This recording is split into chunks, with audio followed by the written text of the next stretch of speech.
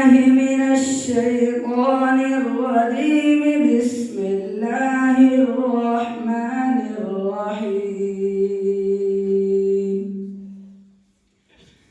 ما كان للمشركين أن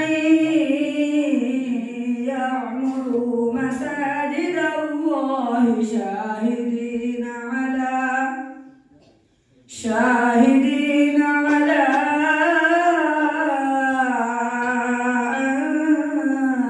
أنفسهم بالكفر. أولئك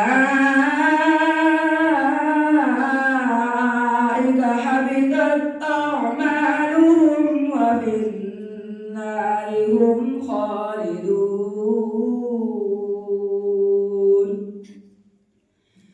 إنما يعمر مساجد الله من آمن بالله واليوم الآخر وأقام الصلاة وآتى الزكاة ولم يخش إلا الله فعسى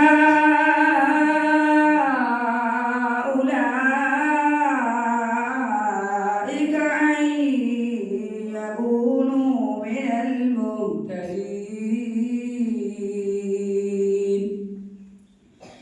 أجعلتم سقاية الحاج وعمارة المسجد الحرام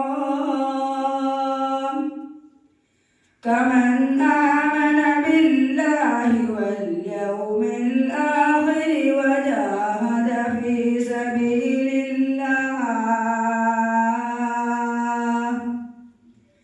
لا يستوون عند الله والله لا يهدي القوم الظالمين.